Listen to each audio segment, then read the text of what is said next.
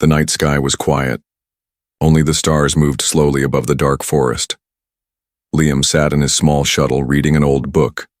He was a simple human, an ex-soldier turned cargo pilot. He liked silence.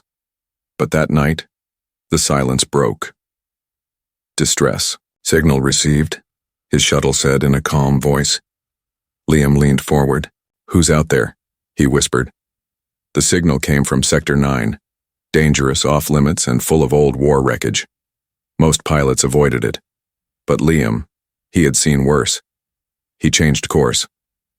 As his shuttle neared the signal, smoke rose like a black claw into the sky. The trees below were burning. Flames danced in the dark. His eyes narrowed. There was a crashed alien ship broken in half buried in the mud. Liam landed his shuttle and grabbed his medkit. The heat from the fire hit him like a wall, but he moved fast. He ran toward the wreck. Inside the broken ship, it was hard to breathe. Smoke burned his throat. Sparks fell from the ceiling. The air was thick with heat and fear. Then he heard it. A child crying. He turned sharply. Under a pile of metal, a small alien girl with glowing blue skin was trapped. She was shaking and covered in ash. Hey, I'm here, Liam said gently, kneeling beside her. She flinched but didn't move away. Using all his strength, he lifted the metal and pulled her out. Her eyes, large and glowing, stared at him. Not with fear, but with hope. Is anyone else here? He asked softly. The girl pointed down the corridor. Mama. Hurt. Liam didn't wait. He followed the smoke deeper into the wreckage. He found the mother near the engine room. She was bleeding from her shoulder, her breathing slow and painful. She had the same glowing skin, the same gentle face, but her eyes were full of sorrow. She looked up at Liam with fear and confusion. I'm not here to hurt you, Liam said, raising his hands. I came to help. The woman tried to speak, but only blood came out. Finally, she whispered, Protect my child. And then she passed out. Liam didn't panic. He wrapped her wounds quickly and lifted her over his shoulder. He carried the girl in his other arm. Outside, the fire was getting worse. Trees cracked and fell. The ground shook with small explosions. He ran toward his shuttle. Just before reaching the ramp, he heard something strange, a low growl behind him. He turned. In the shadows, just beyond the firelight, something moved. Something large. It had 4 legs, glowing eyes, and razor-like claws. It was a scavenger beast drawn by the smell of blood. Liam didn't stop. He ran faster, jumped into the shuttle, and slammed the door shut behind him. The beast scratched at the hull, but it couldn't get in. Liam placed the mother gently on the floor and wrapped the child in a blanket. You're safe now, he whispered. But deep inside, he knew it wasn't over. The mother was badly hurt. The child was scared and hungry, and they were still far from help. He sat beside them and looked at the alien woman's face. Who were they? Why were they out here? And why did she look like someone who had already lost everything? The shuttle lifted into the sky, leaving behind fire and ruin. But Liam didn't know. The real danger was still ahead. Liam flew the shuttle through dark clouds, far from the fire. But something inside him was still burning. Not fear. Not anger.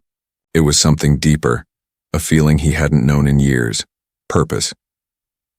The alien woman lay quiet on the floor. Her skin was pale blue, glowing faintly like starlight. Her wounds were deep, but stable for now. The child, no older than 5, sat, close to her mother, holding her hand tightly.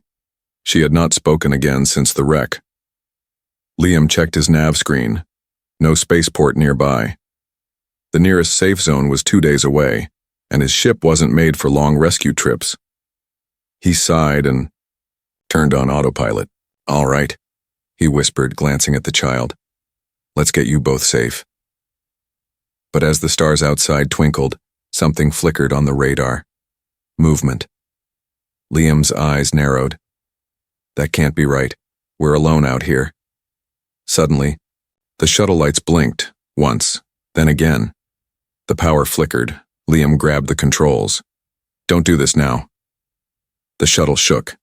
A strange metallic pulse buzzed through the air. Then silence. The engines died. Liam crash-landed on a dark moon covered in trees, rock, and thick purple fog. It wasn't marked on any maps. No life signals, no radio signals. It was like the moon didn't exist. He cursed under his breath. "Great. Dead engines, alien moon, and I've got 2 lives depending on me." That night, Liam made camp outside the shuttle. He placed heat lamps around the ship and a light beacon in case someone passed by, though deep down he knew no one would. The child curled up in a thick blanket stared into the fire. Her name, he had learned, was Carrie. Liam tried offering her food, dehydrated human rations. She sniffed it, then turned her head away. He sighed. "I don't blame you." Behind them, Soraya, the alien mother, groaned. She stirred for the first time since the crash. Liam rushed to her side. "Hey, you're okay, you're safe now," he said. Soraya blinked slowly. She tried to sit up but winced in pain. Her eyes locked on him. "You," she said, voice hoarse. "You're human." "Yes." "Liam," he said. "And I pulled you out of that burning ship. You and your daughter." Soraya looked toward Carrie. Relief filled her tired face. "You saved her. I wasn't going to leave her behind." For a long moment, Soraya looked at him as if trying to decide something. Then she said, "No human would help us." Liam raised an eyebrow. "Then maybe I'm the first?" She tried to sit up again, but Liam stopped her gently. "You need rest." But before she could reply, a distant howl echoed through the trees. Not an animal, not a machine. Something in between. Soraya's eyes widened. "They're here." "Who?" Liam asked quickly, but she didn't answer. Instead, she grabbed his arm tight. "We have to leave this moon. It's not safe. They follow pain, blood, fear." Liam stood scanning the foggy trees. "Then we'll leave. First light." As night deepened, Liam stayed awake. He sharpened a steel blade and charged his plasma pistol. The radar showed nothing, but his gut told him something was near. Suddenly, a cold breeze swept through the camp. The fire flickered. Carrie sat up. "Mama." Liam turned sharply. From the edge of the fog, a shape moved. Tall, thin, with glowing, red lines on its arms and face. It didn't walk. It floated. Liam stood in front of the shuttle door. "Stay behind me." The figure came closer, then stopped. It tilted its head, studying him. Then it hissed. A sound not made by lungs. It vanished into the mist. Liam didn't move for minutes. Soraya whispered from behind him, "They know you're here now." By morning, Liam had made a decision. "We can't stay," he said. "I'll repair the ship even if I have to use scrap from the trees." Soraya nodded weakly. "We'll help. Kari knows which plants heal. She was born in wild places." Liam looked at the little girl. For the first time, she smiled softly at him. It was small, but it gave him strength. He didn't know who was hunting them. He didn't know what Soraya had been running from, but one thing was clear. He would not let them face it alone. Liam stared into the purple fog of the alien moon, his knife in one hand and plasma pistol in the other. He hadn't slept. Not even for a second. Soraya sat beside the fire, wrapped in cloth he had torn from the shuttle. Her face was calm now, but her eyes held a shadow. The kind of shadow people carried after losing everything. Carrie was asleep, her small body curled against her mother's side. Her breathing was soft, innocent. Too innocent for a child who had seen fire, death, and monsters. Liam finally spoke, breaking the silence. "You said they follow pain and blood. What are they?" Soraya looked into the fire, the flames reflected in her glowing blue eyes. Her voice was quiet. "Hunters, not born, made, from the ashes of war." She touched her wounded shoulder. My people created them to win battles we could not. Then we lost control. Liam sat down across from her. And why were they chasing you? Her silence was louder than any answer. Then slowly she said, "Because I am cursed." Liam frowned. "You mean people say that or you believe it?" Soraya looked up at him, her jaw tight. "My husband died in war. His clan blamed me. They said my blood brings death. They left me and Carrie outside the walls during the acid storms. We survived. That made them fear us more." She looked at her daughter. "We ran from world to world, but the curse follows." Liam leaned closer. "That's not a curse. That's cruelty. What happened wasn't your fault." Soraya met his eyes. "No one ever said that to me." Later that day, Liam went into the forest with his toolkit. He needed to repair the engine if they had any hope of leaving. Soraya showed him which vines could hold wires together, which leaves could cool hot metal. As they worked, she asked, "Why help us?" Liam didn't look up. "Because once, a child cried in front of me, and I did nothing. That child died. I promised myself I'd never again." Soraya didn't ask for more. As night fell again, Carrie woke from a nightmare. She ran to Liam and hugged his arm tightly. "She used to only come to me," Soraya whispered. Liam smiled gently. "She's brave, like you." "No," Soraya said. "She's brave because of you." The moment was soft, almost peaceful. Then, a loud clang echoed from the shuttle. Liam jumped up, gun ready. The back door was open. Something had entered. He moved slowly, eyes sharp. Inside, the lights were dead. He saw scratch marks on the floor, long, deep, and fresh. A soft whisper touched his ear. Not a voice, a thought.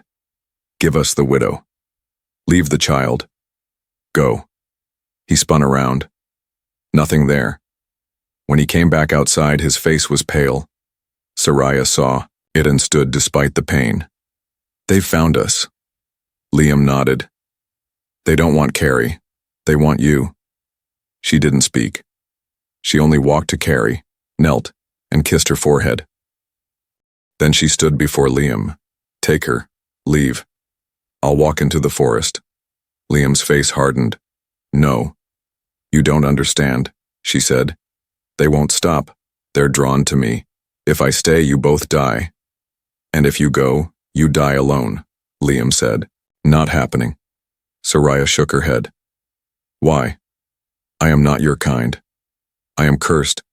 My people threw me away." He stepped forward, his voice low, steady. "Then let me be the first to say, you're not cursed. You're alive. And that child, she needs you." Her lips trembled, but she didn't cry. She simply nodded. Liam looked at the forest. "Then we fight. Together." The next morning, Liam set traps around the camp. He gave Carrie a small bracelet with a light beacon. "If we get separated," he said, "you press this." Carrie nodded bravely. Soraya helped as much as she could, even with her injury. She moved, quickly, her eyes always scanning the fog. They didn't speak of the monsters again, but each of them felt it. This moon would not let them leave so easily. But now, they were not just survivors. They were a family. The sky over the cursed moon was turning green, an unnatural glow rising with the mist. Liam had never seen a sky like that. It felt like the air itself was warning them. Inside the broken shuttle, Liam checked the engine panel again. Wires melted. Power cells drained. No signal going out. They were still trapped. Soraya stood nearby, her hand resting gently on her daughter Carrie's shoulder. Her wound was healing, but her strength had not returned. She watched Liam work, silent, eyes full of worry. "We can't stay here another night," Liam said at last, wiping oil from his fingers. "They're getting closer." Soraya stepped forward. "Then where will we go?" Liam pulled up a flickering star map on a dusty screen. "There's an abandoned mining outpost, 60 kilometers west. It's risky, but if we get there, we can use their long-range beacon to call for help." She stared at the map. That place, it was used in the war. There could be ghosts there. Liam looked up at her, tired but firm. Better ghosts than monsters with red eyes. Soraya gave a small nod. I'll carry what I can, she said. Liam placed a small pack on her back and lifted Kari into his arms. You carry Hope. I'll carry her. They walked for hours through thick forest and rocky paths. Strange trees with glowing veins bent toward them, as if listening. The deeper they went, the quieter everything became. No birds, no wind, not even insects. Only the sound of Liam's boots and Soraya's breathing. Why do you risk this? She asked quietly as they walked. We are not your people. Liam looked ahead. You were alone. That was enough. No human I've met would say that. I'm not most humans. She glanced at Carrie, asleep against Liam's chest. You're becoming her hero. Liam didn't answer. His eyes stared, ahead hard and focused, but inside his chest, the word hero scared him. He didn't feel like one. Not after what he'd failed to do in the war. By the time they reached the mining outpost, the sky had turned a deep rust color. The outpost was dead. Rusted towers leaned like broken bones. Long buried machines poked out from the ground like claws. Still it was shelter. Inside, the walls were cracked and cold but safe, for now. Liam found the old beacon tower. It was damaged, but parts were working. He got to work rewiring it. Soraya explored slowly with Carrie, finding old water packs and thermal blankets. In a quiet moment, Soraya sat beside Liam. You say you're not a hero, she said softly. But I have seen warriors. You are one. Liam didn't look up from the wires. I was a soldier once, I left that behind. No, she said. You didn't. You just changed what you fight for. He finally looked at her. I made a promise, he said. I won't let anyone die, if I can help it. Not again. Soraya's eyes softened. Then I will make a promise too. If we survive this, I will never run again. That night they ate together in silence. Liam gave Kari his last protein bar. She broke it in half and offered it to her mother. For the first time, Soraya laughed, a soft, surprised sound. Like she hadn't laughed in years, but the peace didn't last. A low rumble came from beneath the outpost. Liam grabbed his weapon. They found us! Soraya stood, clutching Kari close. The walls trembled. Dust fell from the ceiling. Then a loud, mechanical growl echoed through the hallways. One of the hunters, tall, skin like metal, glowing red, stepped into the main chamber. It tilted its head.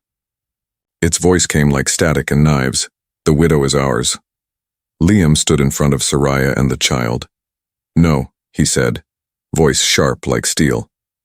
Not anymore. The hunter raised its claw. Liam didn't move. I made an oath, he said. And I don't break oaths. The fight was fast and brutal. Liam dodged the first strike, rolled, and fired his plasma pistol into the creature's side. Sparks flew, but the thing kept coming. It slammed him against the wall. Blood dripped from his mouth, but he got up again. Soraya threw a broken metal rod to distract the beast. Carrie screamed, calling for Liam. The creature turned, just enough for Liam to charge and stab it through the side. With a loud screech, the hunter collapsed. Liam dropped to one knee, breathing hard. Soraya rushed to him. You're hurt. I've been worse. From outside, more footsteps echoed. More were coming. But now, they had time. The beacon behind them blinked blue. It was sending a signal. Help was coming. Liam looked at Soraya and Carrie. This is just the beginning, he said, and she nodded. The beacon blinked quietly in the corner of the ruined outpost. It was small, weak, but it was reaching out, calling into the stars for help. Liam sat against the wall, blood still drying on his shirt. His ribs ached from the fight, but his eyes stayed sharp. Every sound made him grip his weapon tighter. Carrie sat beside him, her little hands holding a blanket around his shoulders. Across from them, Soraya stood alone in the corner of the outpost, staring at the red glow outside. The fog had returned, thick, watching. Her mind was somewhere far away. "Soraya," Liam said gently. "Talk to me. You haven't said a word since the fight." She turned slowly, her eyes glassy. "They're not just hunting me," she whispered. "They're punishing me." "For what?" Liam asked, sitting up straighter. "For surviving." Soraya sat beside the rusted control panel and placed her hand on the cold floor. "After the war, my people were broken. So many dead. So many widows. I was one of them. But I didn't mourn the way they wanted. I kept moving. I kept breathing." She looked at Liam, voice low. "In our culture, a widow must remain silent for 1 year. No speaking, no smiling, no joy. If she does, they say the spirits will become angry." Liam's brows furrowed. "That's cruel." Soraya nodded. "I spoke before my year was done. I laughed once when Carrie made a strange face while eating sour fruit." She smiled faintly at the memory. "The elders said I was cursed, that I had invited darkness upon my house." Liam shook his head. "And then what?" "They cast us out." She looked away. "From that day we lived in silence, moving from one forgotten place to another, always hearing the same words. She is the one who carries the curse." Even when nothing bad happened, they still looked at me with fear. Liam leaned forward. "You're not cursed. You're strong. They were scared of your strength." Soraya looked at him, a tear slipping down her cheek. "No one ever said that to me." Later that evening, the ground shook slightly. Not an attack, just tremors from deep inside the planet. But it made Soraya pull Kari close. Kari looked up and whispered, "Will they come again?" Liam knelt down beside her. "They might. But I'll fight," he said, tapping her bracelet. "And this will keep you safe. As long as this shines, I'm nearby." The little girl smiled and hugged him. Soraya watched the moment with something strange in her eyes. Not fear, not sadness. Something new. Hope. That night, Soraya sat beside Liam while Kari slept near the fire. "Why do you care so much?" she asked softly. Liam didn't answer right away, then he said, "Because I lost my family too. In the war. I was too late to save them." He paused. "Every time I close my eyes, I hear their voices." Soraya's voice trembled. "And now?" "Now I hear yours." He looked at her fully. "You're not just a widow, Soraya. You're a mother, a survivor, and you're not alone anymore." She leaned against him, her voice barely a whisper. "Maybe the curse is broken." The next morning, the beacon beeped louder. A new signal appeared on the screen. Liam rushed to the console. Someone's nearby. A ship. Human tech. He stepped outside, scanning the sky. Far above, a shadow passed across the clouds. A sleek human patrol vessel. Liam grinned. They heard us. But the smile faded when Soraya touched his arm. "We can't go back to human space," she said. "Why not?" he asked. "Your people will treat us like my people did. I've seen what happens to aliens without status or papers. They'll take Carrie. They'll call me dangerous." Liam paused. Then he nodded slowly. "Then we don't go back. We find a place they can't touch. A new world." Soraya blinked. "A world without curses?" Liam smiled. "No curses. No chains. Just a chance." She took his hand. For the first time, her grip didn't shake. Outside, the patrol ship circled above, but Liam didn't signal it again. He let it pass. Inside the outpost, a mother, a child, and a man stood together, no longer strangers, no longer broken. The patrol ship vanished into the clouds, its engines humming quietly as it left the cursed moon behind. Liam stood at the edge of the ridge, watching until it disappeared from view. Behind him, the old mining outpost was silent, a place of broken machines, rusty walls, and fading memories. But now, it had become something else. A home. For 3 days, Liam worked without rest. He fixed the roof of the central room with metal plates, powered the generator with solar coils, and cleared an area outside for farming. Soraya tended to the fire pit and taught Carrie how to gather roots from the strange forest. Their alien hands moved with purpose, graceful, knowing which vines were safe, which mushrooms healed, which leaves were deadly. Each night they shared what little food they had. They told stories, stories of stars, of war, of survival. And slowly, something new grew in the silence between them. Trust. One evening, Liam finished building a rainwater collector outside the outpost. As he wiped sweat from his face, Carrie came running toward him, barefoot and smiling. "Liam, Liam," she shouted, "Mama says I can sleep on my own tonight." He grinned. "That's brave of you." She nodded proudly. "I'm not scared anymore. You're here." Liam looked up, and there Soraya stood in the doorway, watching them. She wore a clean robe made from pieces of shuttlecloth. Her hair fell loose across her shoulders.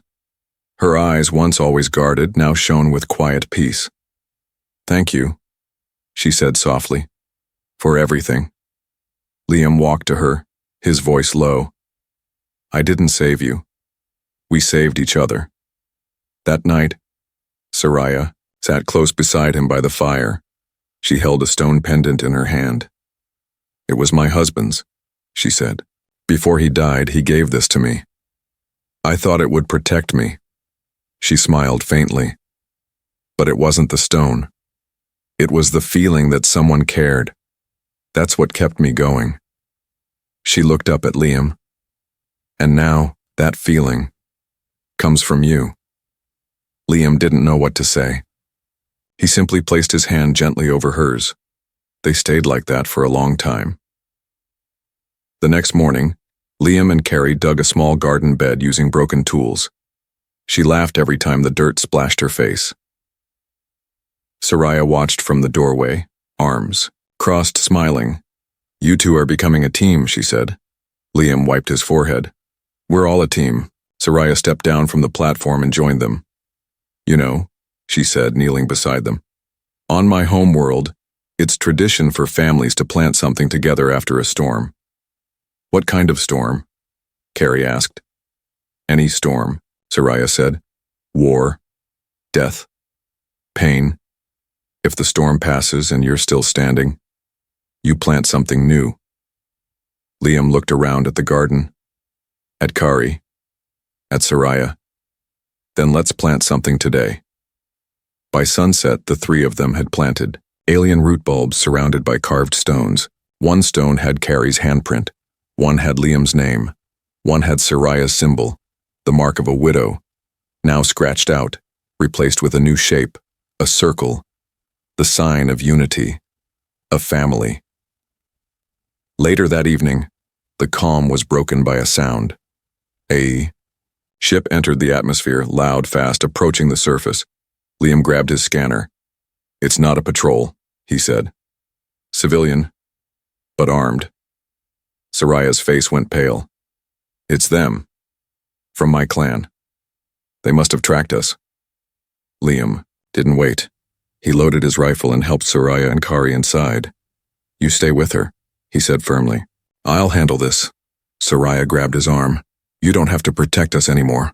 He looked at her with quiet strength. "I'm not protecting strangers. I'm protecting my family." The ship landed with a thud, kicking up dust. A small group of cloaked aliens stepped out. Their weapons were sharp, their faces cold. Liam stepped forward alone. "You're not welcome here," he said. The leader raised a brow. "That widow belongs to us. She belongs to no one." "She is cursed. She's free," Liam growled. "And if you try to take her, you'll find out what happens when a man protects those he loves." The aliens stared at him. Then one turned to the leader. "He stands alone, yet he speaks like a pack." The leader paused, then raised his hand. "We leave. The curse has chosen her pack." And just like that, they were gone. When Liam returned, Soraya was waiting at the door. She looked at him. Really looked at him. You called us family, she said quietly. Because you are. Soraya stepped forward, wrapped her arms around him, and for the first time in years she let herself believe the curse was over. Morning came slowly to the broken moon. Golden light spilled over the old outpost walls, touching the garden they planted, warming the silent metal beams that once echoed with fear. But this morning was different. For the first time, Liam woke up to laughter. Kari was chasing a strange floating insect through the garden, her small feet kicking up dust. Soraya stood nearby, arms crossed, her smile soft and proud. Liam stepped out of the shelter, rubbing sleep from his eyes. You two having fun without me? He said with a grin. Kari nodded, catching the insect between her palms and giggling. We're planting more today, she declared. Liam raised an eyebrow. More? But we just finished a whole row yesterday. Soraya smiled, walking over to him. In her words, families should grow something every day. Liam looked at her for a long moment. He liked the sound of that. They spent the day working side by side, cleaning, planting, and slowly turning the outpost into a place that felt alive. There were no more patrols, no monster shadows in the mist, just the sound of building, breathing, and being. By nightfall, the stars came out. Liam and Soraya sat together while Kari slept beside the fire. The air was cool, peaceful. I never thought I'd find peace again, Soraya whispered. You didn't find it, Liam said. You made it. She looked at him. You stood between me and death, between my daughter and the world. I would do it again, he said without pause. Her eyes softened. Then I must ask something. Something only a true protector can answer. Liam turned to her, serious. What is it? Soraya held out her hand. In it was the circle stone from the garden, now carved with 3 small marks. One for you, one for me, one for Kari, she said. On my world, this is how we seal a life bond. Liam stared at the stone. Are you saying, I'm asking you to choose us, not just today, but every day? He didn't speak right away. He looked at the stars above, the glowing garden below, the firelight on Soraya's face. Then he took the stone in his hand and closed his fingers around it. I've already chosen, he said. From the moment I pulled you both from that wreck. Soraya breathed in, slow and steady. For the first time, her heart wasn't afraid. She leaned into him, her head resting against his shoulder. And under the strange sky of a forgotten moon, they sat together as one. But peace, as always, is tested. A week later, a small trader ship landed nearby. It was human, rough, dirty, the kind that followed rumors and signals like hungry wolves. The captain stepped out and scanned the land. His eyes found the outpost, then the garden, then Liam. Well, the captain said. Didn't think I'd find life on this rock. Liam stood tall. You found more than that. You found a home. The captain smirked. I also heard about a rare alien woman with healing blood and a half-wild child, the kind that sells for a high price in border colonies. Liam's jaw clenched. You're not taking them. The captain raised a brow. You think you can stop me? Liam stepped forward. No, I know I can. The fight was fast, brutal. Liam moved like a storm, every strike filled with purpose. When the traitor pulled a weapon, Soraya threw a flash pod, blinding him. Kari ran and activated the beacon bracelet, calling light from every direction. In the chaos, Liam tackled the captain to the ground. Breathing hard, blood on his lip, he said, I didn't choose this fight, but I chose to stand. When it was over, the trader ship was gone and the outpost stood untouched. That night, they burned the last of the trader's gear, so no one would find a trace. As the fire cracked, Soraya walked to Liam with silent steps. You don't have to keep proving anything, she said. Liam looked at her. It's not about proving, it's about protecting. She took his hand and placed it over her heart. Then protect this. Our life. Our bond. He nodded once. And with that, under the light of a quiet sky, a man, a widow, and her child became something more than survivors. They became a family by choice, and nothing would take that from them again.